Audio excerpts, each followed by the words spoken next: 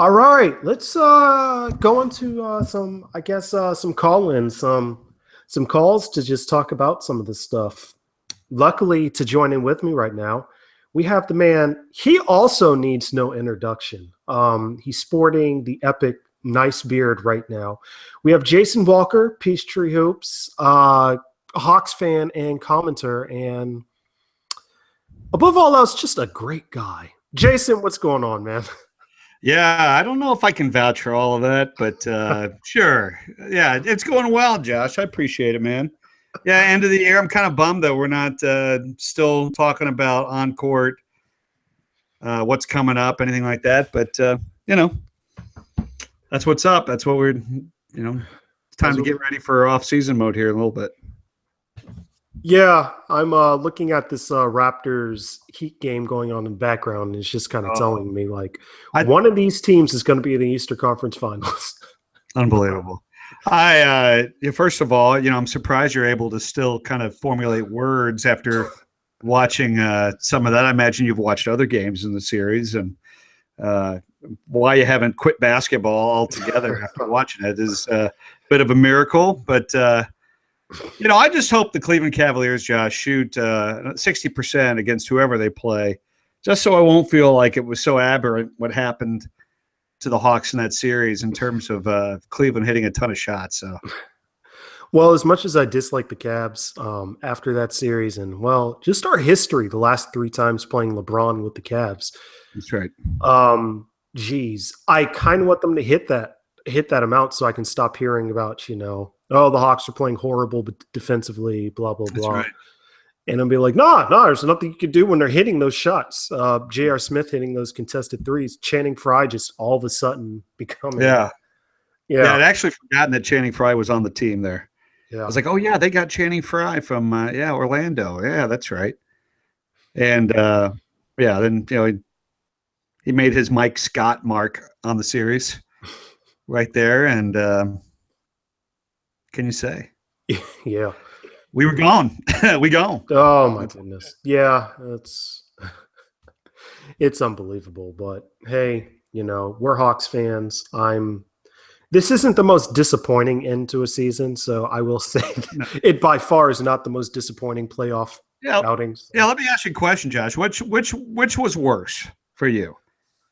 Getting swept by the Cavs in the series or getting swept by the Magic back in when it was 2010, 11? Yeah, that's right. Which one was worse? Garrick and I actually spoke on this is that right? A couple weeks ago. To me, it's the Magic. At least with the Cavs, you can say, they're the number 1 seed. They have like the best player in a generation on their team. Right. They just have all this stuff going for them. And we at least made the games competitive, except for the one game in Cleveland. But, hey, we lost our final game by 1 point. That's right. No, definitely more competitive. I agree. And, but there's so many similarities between those two series. So if you guys talked about it, I'm sure you hit on it. But that's just what it reminded me of. Well, what were you going to say? Because the issue I pointed out was with the Magic is, we lost the series, but the thing with losing that was we were losing it to, one, we were getting blown out every game, but we were losing it to you can't say the same about the guys on that team. Like the best player, Dwight Howard at the time, but we were getting beat by guys like Rashard Lewis, Jameer, Courtney Lee, Turkoglu, Michael Petras, who's not even in the league anymore. That's right, Petras, Matt Barnes too. It was that's the thing. Yeah, not good. But it's very similar in that they overplayed Dwight Howard and created a lot of those open shots. And the Hawks did the same thing in this series, whether it was James or doubling down, helping out to close out on Thompson inside, whatever. Anyway, that's just interesting. The answer was they both sucked. And sure enough, man. Sure enough. But I definitely felt like that this was much closer. Even last year, which was all right too. Yeah, true. Let's get into this. We were going through our little awards, the Hawks 2015 through 2016 awards list. I just got done talking to Chris about the MVP of the year, but I kind of wanted to just speak with you. Just go over some of the thoughts of the season. Like, one question I asked was, what's your favorite moment? Let's start there. Favorite moment from the season, because everyone had so many different things.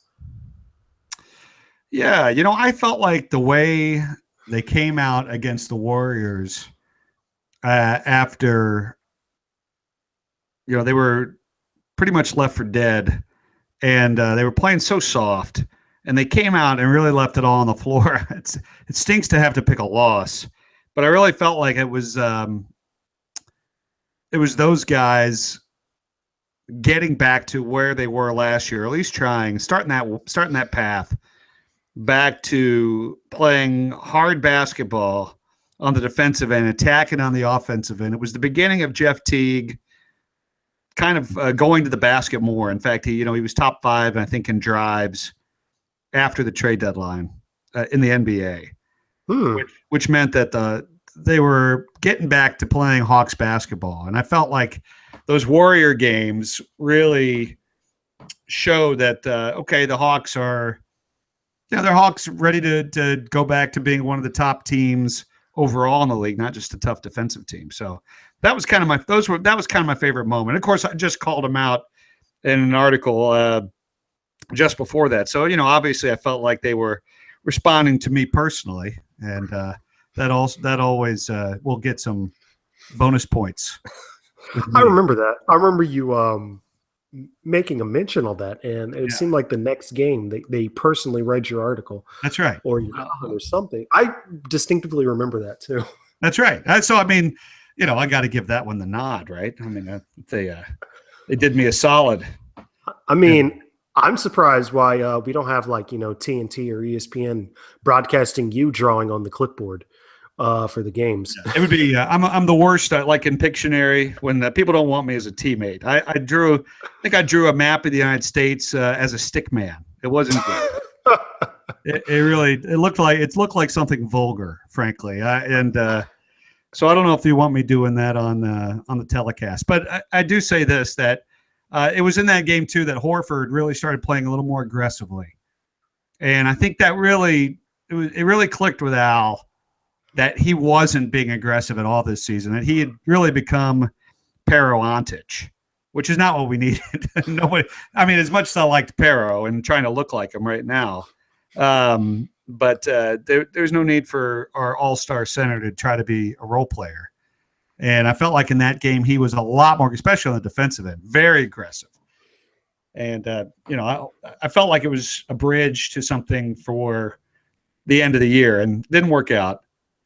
And, Al had, kind of went back and forth. But in the offseason interviews, Josh, Al made mention specifically of how he'd kind of gotten away from being an inside force. So, that, although that was kind of a nice moment, that moment in time, that little piece there. Oh, man, you're bringing up Pero-Antic memories, man. That's right. I was shooting like him earlier today at a luncheon. I was shot some baskets, and I bricked a few in honor of Pero. So, oh, man. Yeah. I was playing pickup for the first time in forever with some coworkers. First time felt, I think, a year or so I played pickup. Right. Yeah, I was shooting. Similar shots. Looked good. Had the follow through. Just missed the basket completely, or. So you were channeling your inner Mario West. Yeah, pretty much. Good. Over aggressive on defense. That's right. You played 0.3 seconds in that pickup game, and fouled twice and bricked a 3-pointer. I think that's Mario West incarnate. Foul. Just minus the athleticism. If you count touching the bottom of the net as touching the rim, then roughly the same. Yeah, he was very athletic. He was human flubber, I think is what I had called him back then. He was quite the energetic guy, a real sweetheart of a man, but struggled a little bit with the other aspects of the game. for sure. Yes, yeah. Anyway, man, we are getting off track talking about random Hawksdom, and that's right. It's something I enjoy doing, actually. Well, you got to do it too, and after a close of the season, and you kind of feeling the after effects, and you got a little bit of a hangover from the thing. You just gotta call back some of the highlights of that. And, you get Mario West and Flip Murray. You go back through that. You just have to smile. Oh man, those years. Hey, we kind of had the callback with it with Tyrone Lue, but I don't think I've ever watched or gone to a Hawks game where Tyrone Lue was playing in Phillips and his team won. So it was kind of odd to watch. Yeah. Odd to see. Oh man. So you mentioned the Warriors game. I believe that was a game Brad brought up as one of his favorite games. He's a smart man, clearly. Going back, one of the more popular answers, I believe the winner of this category was no, never mind. The winner for the category of favorite game was everyone thought Game 6 finally beating Boston. Winning in Boston, that's always nice. It's that'll if we can do that consistently, that'll never get old. Winning up there, it's Boston town. It's crazy. Place is nuts. It's hard to play. Those fans are passionate, and it's never easy up there. So yeah, that was nice winning that one, and coming through that series, it was a tough matchup. I felt like when the Hawks lost that last game of the season, it really set them up for like the worst possible path for them, because the Celtics are a tough matchup for them. And then, obviously playing Cleveland, that's a nightmare matchup. So I felt like playing the Heat or the Raptors would have been better. But hey, you got to beat everybody to make it to the finals anyway. So what the heck? Yeah, playing Miami, I think when I was talking about it, that seemed rough to me, just simply because, Whiteside is one, but they just seem to have the just plethora of just wings on the team. And especially watching how they were shooting after those first two games, I was having my doubts. I was like, I don't know how we would have done playing Miami. But yeah, Dragic is tough on the Hawks. And boy, I know Richardson looked he's looked great at times in this Raptor series too. Yeah. I feel like that's one of those teams that they honestly just could have switched whatever screen whenever Korver was running around. Right. But, obviously watching the team now is kind of like, well, they don't have Whiteside. And that's one thing that, watching Hawks games. Yeah. Well, you got to have a shot blocker. I'm a well-known shot blocker enthusiast. You know what? That's why I love Whiteside. He's a shot extraordinaire. And this kind of made me want to save this question for you. Okay. When I heard you were coming on. Yeah. I talked about basically kind of like the different awards of what to look forward to, all that. Well, I had one question that said, what player are you looking forward to in the upcoming season? The popular answer was Dennis, obviously, because the summer, and that's something I'm going to talk about later. But someone mentioned Eddie. Why not think about him? Well, I'd love to see it. I think that he was fun to watch this season when he got in the game. I'm all for shot blockers, and Eddie certainly qualifies in that category. I hope he continues to improve, and I hope he is ready to contribute. I'll be looking forward to Summer League, seeing some Tavares out there. I think that he could be. The Hawks definitely lack that. Horford can block shots, Millsap can block shots, but they lack the guy that's his role. And I mentioned in jest, I'd mentioned bringing in my man Joakim Noah. I love Joakim.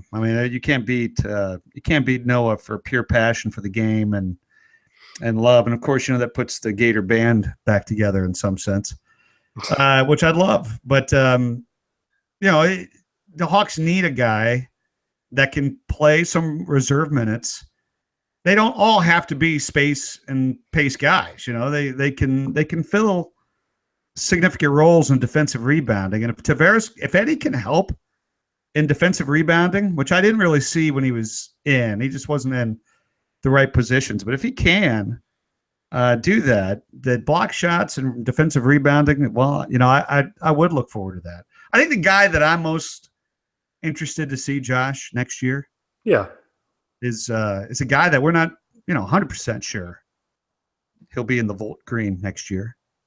But I really think that Al Horford has more left in him in terms of some growth.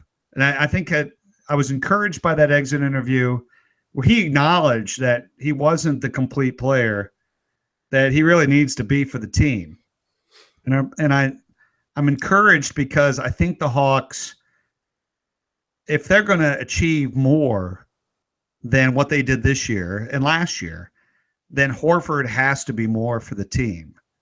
So I think that I'm interested in that. When I saw that Al wasn't doing, in the beginning of the year, Josh, he was, you could tell he was different. I mean, he was kind of adjusting to that three-point shooter role from the big man side, but it felt like he wasn't complete.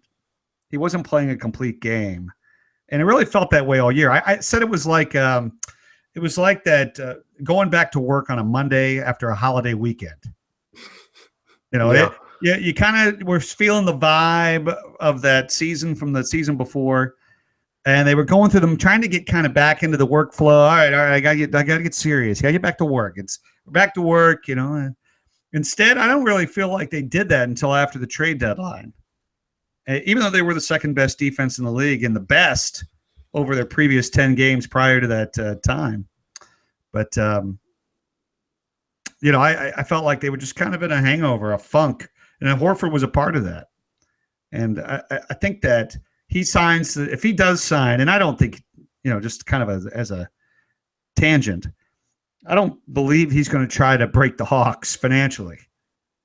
I didn't see Korver doing that. I didn't see Millsap doing that, really. And I don't think Horford's going to do that either. So I think once they get Horford back in, that I'm very excited to see what kind of player he's going to be. I don't think it's going to be the same that we saw this year. I really do think he's going to try to find that balance and be an aggressive big man again in the NBA. Kiss the biceps, Al. Kiss the biceps. I distinctly remember you saying this now. The showing the passion was something you wanted to see him do. Especially, I remember earlier in his career, it was something to watch. Right. I mean, he was still, in the Cavs series last year, he tried to knock Matthew Dellavedova's head through the floor. He failed, but the passion was there. And we all remember him standing over Paul Pierce in the playoff series way back, tell him to stay the F down. We can't. I remember that series. I remember after each Josh Smith rejection, he'd go and wipe the ball off, just over enthusiastically wipe the ball. Right. Let's get. I mean, he's not 50. He's 30. He's not my age. Yeah. He can still kiss the biceps. Millsap can lift his head to the crowd. I mean, I think they've got some areas there where they can take it to another level. And it's well within their ability to do it. Well, it's going to be interesting. And this is something I don't want to talk about because I'm going to save it. But it's going to be interesting to see the difference in demeanor from the point guards. If what a lot of us predict might happen this summer. But right. You never know. You never know. Well, yeah. I mean, I'll let you save it. I'll let you tease it out there, Joe. Yeah. And but I agree with you, and I think that's why it was a good answer that Dennis was the guy they're most interested in seeing. Yeah. Next year. Of course, I think that's a natural. I think that's probably the best answer. I gave you the Family Feud, Steve Harvey, 5th answer out of 5. A couple people said oven mitts. Oh, okay, yeah, oven mitt. Oh, oven mitt. That kind of thing. I gave you that answer. Well, oh man, well. I gave you the oven mitts answer. So would four would have to be like Tim Hardaway Jr. or something. Right. Like I don't know. That's right. I don't know. No, show me number 3, and it's Corver. Can he bounce back after an off season, getting back into his routine? And then who would number 2 be? Who would it? Okay, guy looking forward to definitely Dennis. Dennis is number 1. I gave you Al as number 5. THJ number 4. Corver 3. What's the number 2 answer on that, Josh? Got to be probably Bazemore because we don't know what's going to be up with that. Yeah, he gone. I'm going to tell you that. In no way. I mean, that's the Hawks are going to pay for that. No. And I'm glad for him because what an unbelievable guy. But that's not the guy you pay. I mentioned it earlier in our pod. I mentioned talking to Garrick. I said, I have to apologize to everything I said about Bazemore. Last year, watching him, he didn't really look like an NBA player to me outside of just pure athleticism. That's right. This year, he got it together. I'm happy for him for working hard, but that's it, though. I really don't see it going much further than what he is right now, which is terrific. Yeah, terrific. But it's not where you spend $8 to $10 million, even in this economic fantasy land that the NBA is right now. But I love him, and he'll get the great reception at Phillips, just like DMC did. Yeah. But it was the right move to let Damari walk, and it's going to be the right move to let Kent walk. And THJ is going to have to step in for Bays and step into that role. And Tabo's going to have to play another healthy year. And the Hawks will have to go out and find the next Kent Bazemore. That's what their system says they have to do. Just like the Spurs let Corey Joseph walk, and they'll let Patty Mills go one day. That's just what the Hawks need to do. So, So you say number 2, Bays. I probably, I don't know. Maybe Tavares. Maybe Tavares should be number 2. Maybe Tavares. You know what? I'd take that Random back. Big man X. Yeah. See if he continues to develop. It's still surprising to me that he didn't pick up basketball until so late into his career. Well, they were so far down on the ground, they were hard for him to bend over and pick them up. That's true. Oh man, that's a terrible joke. Right? Yeah, it's just like Mutombo. Mutombo took him to Kimbe. He didn't start until later, also. So yeah, Georgetown. Yeah. Oh man. Well, it's going to be definitely a thing to watch later in the year. And did I have anything else I wanted to talk to you about on here? I think we pretty much went over the restaurant. Yeah, go to Daddy D's on the east side.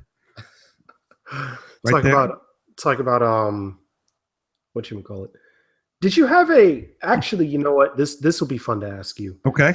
Did you have a fun I guess on court related thing for the year? Like for instance, the whole Bays gaze or the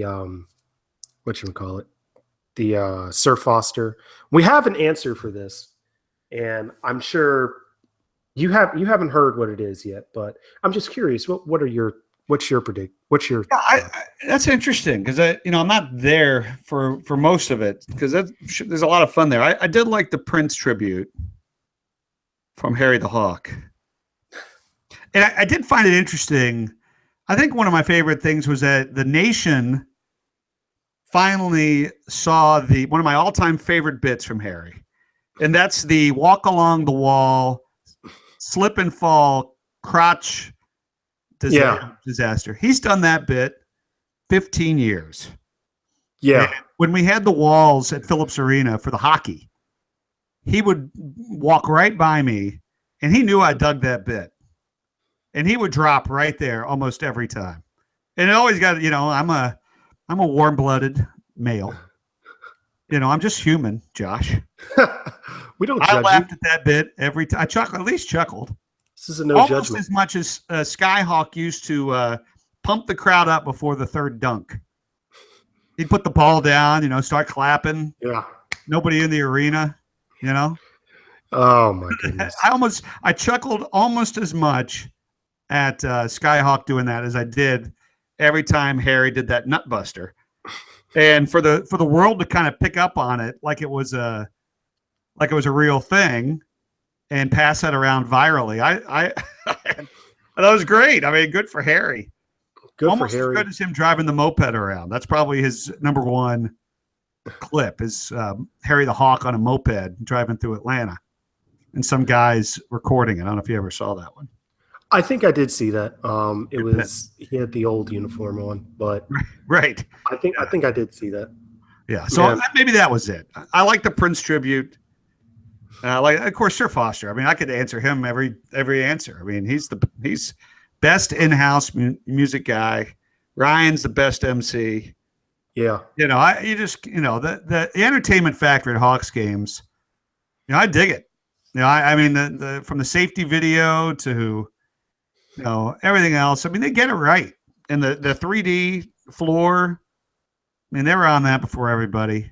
Magnificent. Yeah, it's just fantastic. So, I mean, they get a lot of stuff right for as much, crap as you take for being the Hawks. Those things you can't really take issue with. I appreciate them. I was talking to Sir Foster a couple months ago, and I said, name dropper. Yeah. I need to get as much listens to on my SoundCloud as I can. So I got to drop the names, man. That's right. That's right. But I was talking to him and I said, man, is it odd that, all of a sudden everyone's, suddenly into you a lot? Because, we've been listening to Sir Foster for years, and then all of a sudden the nation came across him, and it was neat to hear, neat to see. Yeah. Well, yeah, we've done 2 articles on Peachtree Hoops about him. Even, before he did even the All-Star game, we did a feature on him, and he was really appreciative of that. And because we love him. I mean, he's great. And then he got all the notoriety for the All-Star weekend. And then I asked him about it again and said, hey, how does it feel? You got all these celebrities counting you as one hip dude. He liked it. Well, the cool thing about him is that he's incredibly humble with what he does. That's right. When I was talking to him, he said, hey man, just send me the link and I'll be forward to retweet it a couple of times for you so guys can listen. I'm like, really? He's just so nice, humble about everything. Checks Twitter during games too. I appreciate that. That's take requests, Well, let me tell you what the winner was. We awarded the golden, if you can imagine, we have a golden Skyhawk statue, kind of like the Oscars that we're awarding these people. Just fantastic. But it was awarded to Jeff Teague being left behind in Detroit, because the best part about it was we got the story from Bob earlier in the year about how the pizza box was empty. He said the pizza box was empty, and he said when they got to the airport, they had a delay, but they didn't know what it was. That was so surreal to see that. It was so out of the ordinary that you almost like, is this even right? Is that really Teague? Is that or is that just like a lookalike? Someone thinks is Jeff Teague. It just looked so ridiculous. Him standing there on the phone with a pizza box in there, like he was wrapping up an employee birthday party, and he's just taking some pizza to go. Let's just take that. We'll wrap it up and take it. It was so ridiculous. That is an excellent choice. Although I prefer the Nutbuster. I got to tell you. Yeah. All fine choices. All great choices. Well, man, I completely lost track of time of how long I was talking to you, and I said I'd only have you on here for a little bit. So I want to first and foremost say to everybody listening, thank you for listening to us through the years, or not through the years, through this season. Had a great time. Feels like a bunch of years, though. The season was long. It dragged some time off of my life. It seems like forever ago that Shelvin Mack was on the team. That's right. And same with Justin Holiday too. It seemed like forever ago. Yeah, that was all this year. Oh, Yeah. incredible.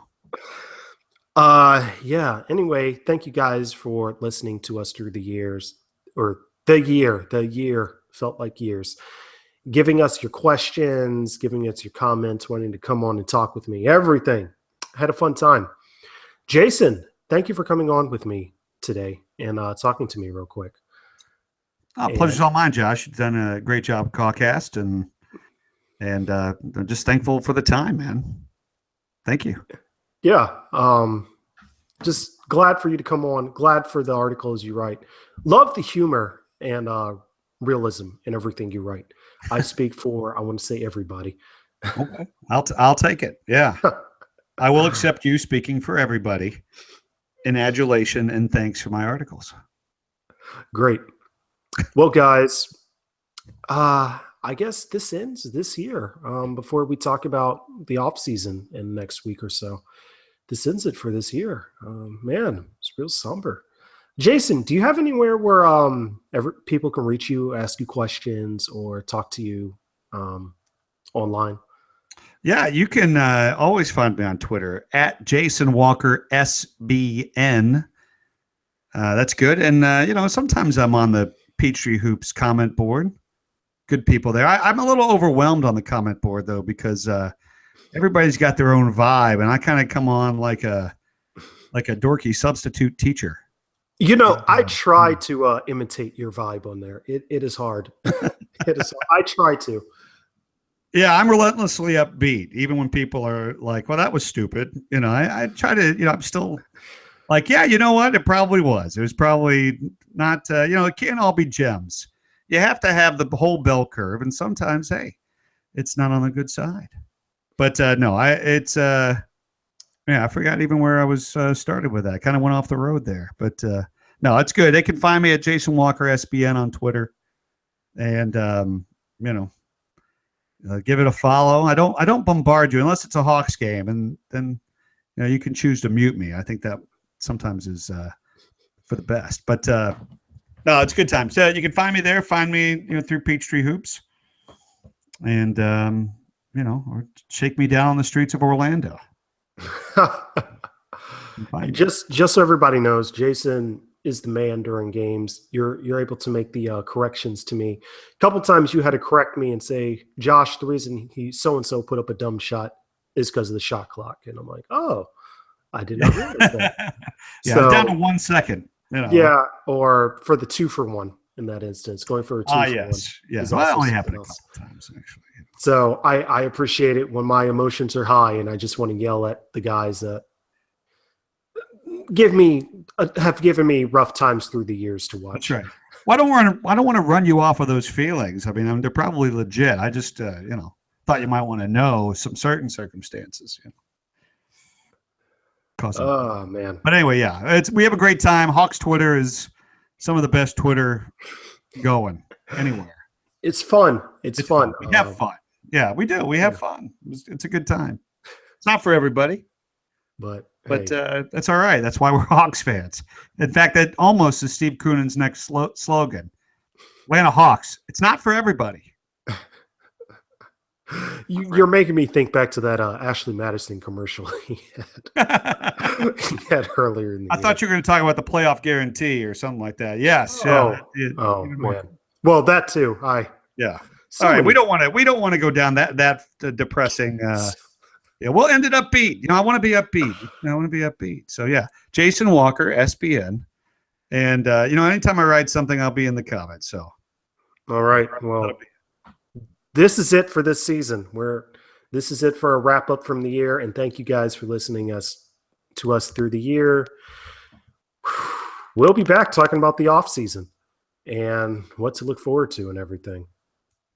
Anyway, thank you guys once again, and we are out.